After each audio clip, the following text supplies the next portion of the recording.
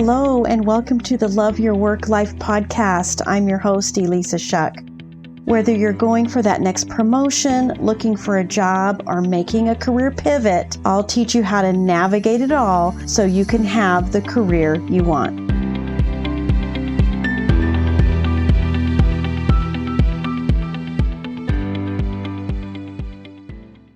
This is episode 49. I did a poll on LinkedIn earlier this week, and it was just kind of a job status poll. What's the status of your job? And I had 4 choices: love my job, ready for that next promotion, looking for a new challenge, or very unhappy, need a new job ASAP. And the results were fascinating, maybe not so surprising. 50% of the people responding said they were looking for a new challenge. 22% said they were unhappy and looking for a new job. That is 72% of the people who felt dissatisfied. That's how I look at it. Anywhere from dissatisfied to unhappy for a wide variety of reasons.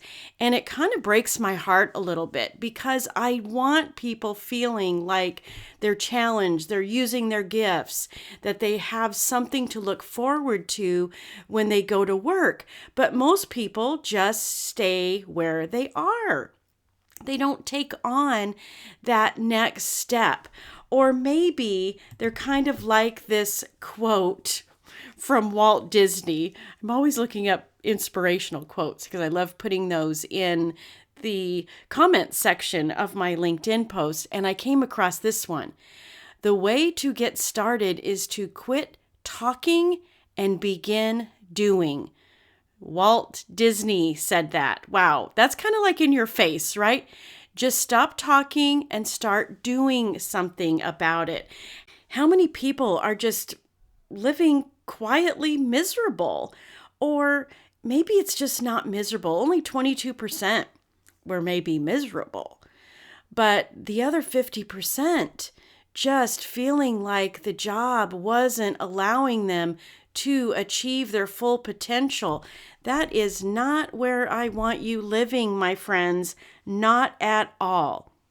And if you find yourself in that place where you're ready for a new challenge, but you're not sure what to do about it, then I want to encourage you with today's topic, because I'm going to be sharing the 3 C's of job search success.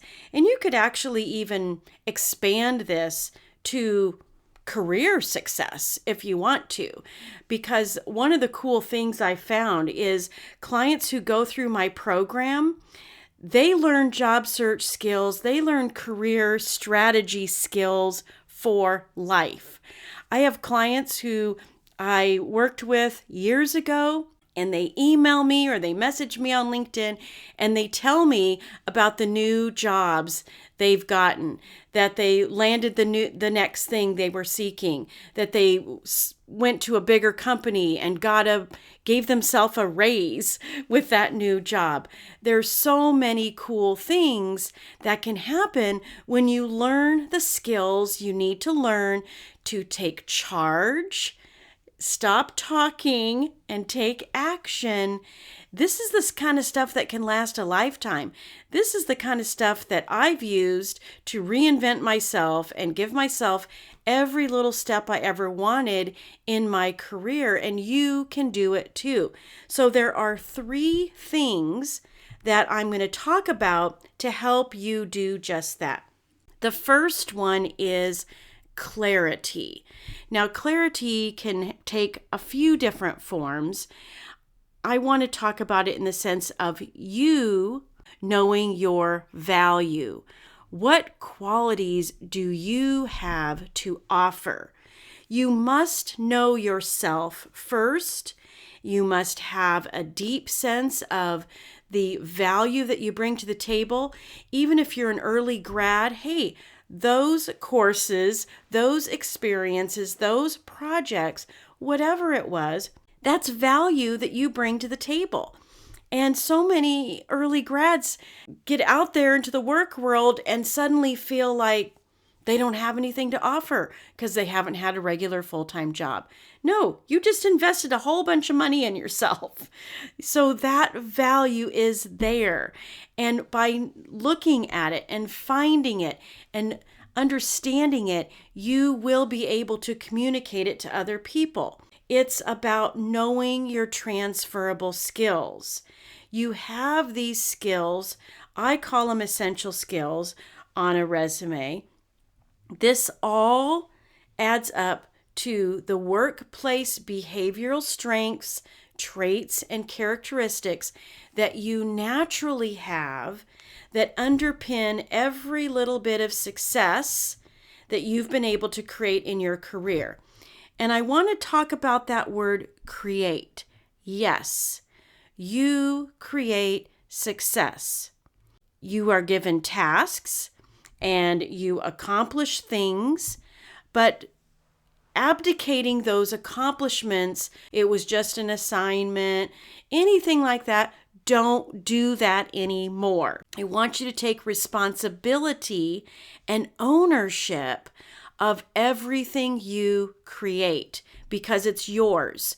No one else would have come up with a solution exactly the same way you did. No one else would have communicated to the other people on the team and inspired action or vision exactly the way you did.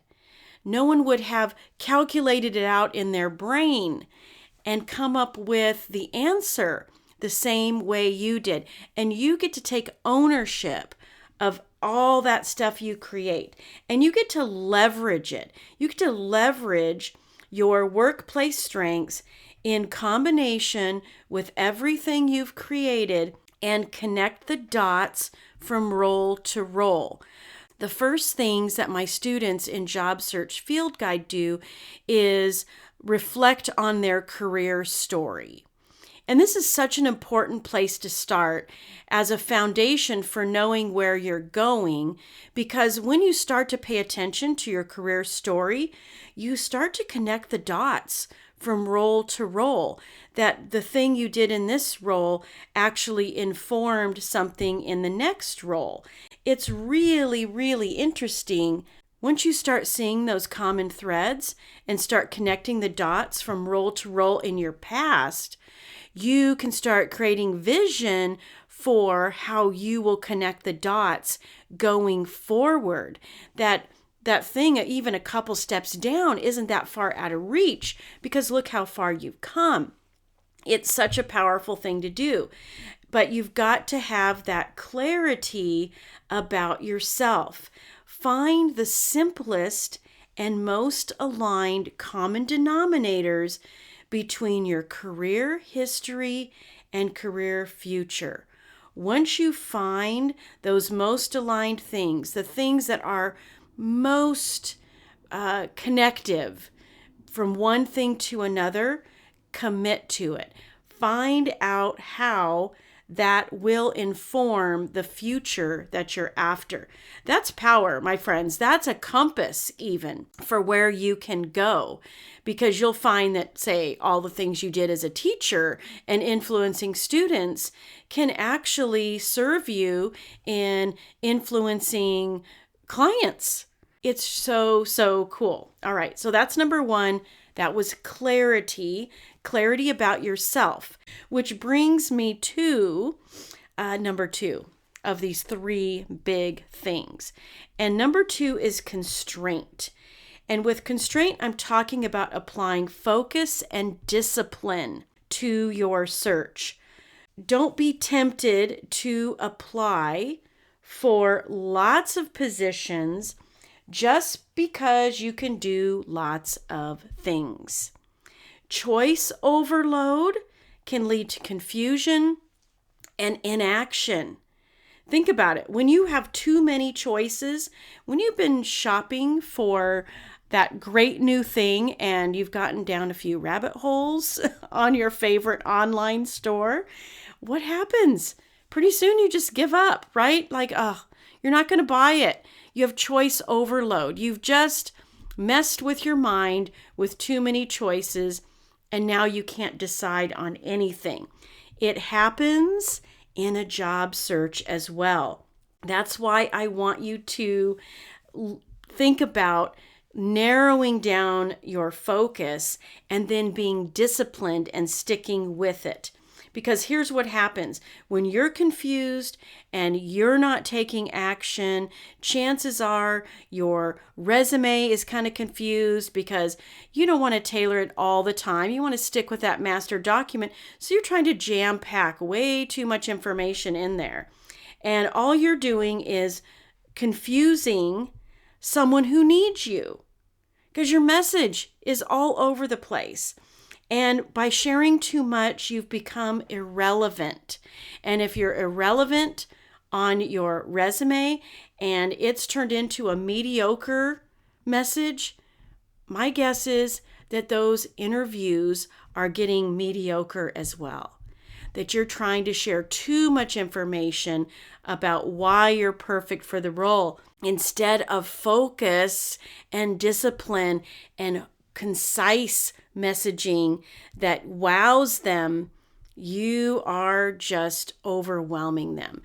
And when you do that, that's a clear sign that you also are not staying focused and disciplined in the value that you offer or focused on what they need to hear to see you as a great candidate. You want to share all your stuff, but you're not thinking about what is it they need to hear. That constraint, that focus, that discipline has so many applications, not just to yourself and the types of roles you're seeking, but about the people that you're talking to. How does focus and discipline benefit them?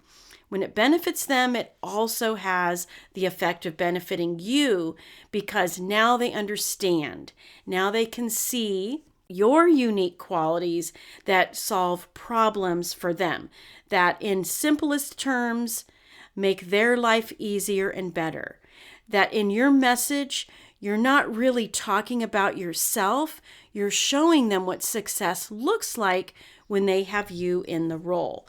Please come back to clarity, come back to constraint, and last but not least, consistency. This is so important. And this kind of still goes back to that quote from Walt Disney. Stop talking, start doing. Even Yoda said, do, there is no try.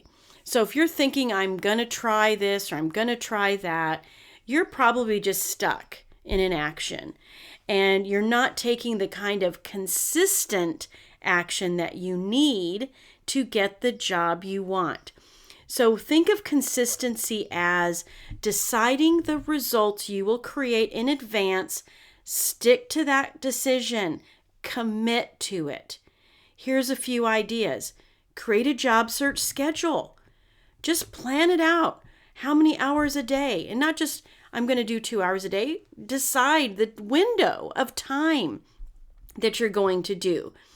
Decide and then commit. Organize your activities. Reach out directly to people who can help. There's another idea. And I'm not talking about reaching out and asking people to refer you in. Most of my clients don't have time to develop meaningful relationships with people. And that's the only way, let's sidebar here, that's the only way someone's going to refer you in. Because when they refer someone in, that's their reputation on the line. So don't expect a stranger to refer you in because you reached out on LinkedIn, had a quick little chat, and think that they're going to feel comfortable doing that. They're not. They'll feel comfortable doing it after you've developed a relationship with them. But like I said, most of my clients don't have time to develop those relationships. So I'm suggesting that you reach out to the hiring managers, to the recruiters, to the people who are the gateway into the role. Those are the kind of people who can help you if you need help immediately getting into a role. Now, another little pro tip here. If you're on LinkedIn and you're using that as your primary job search tool, if the person who posted the role includes their profile on that job post, take that as an open invitation to reach out. They have a choice on whether or not to reveal themselves. If they do, reach out. That's the kind of thing that I'm suggesting that you do here. Consistency is also a way for you to build trust in yourself. Let me say that again. Do you trust yourself to show up? Do you trust yourself to do everything you need to do in that job search? If you're consistent, if you schedule it, if you decide in advance the results that you will create and you follow through, you start to build that kind of trust in yourself, and that makes it so much easier. You'd be surprised how much time you are wasting in your brain arguing with yourself about what to do next. Think about it. We all do it. Trust me. We all do it.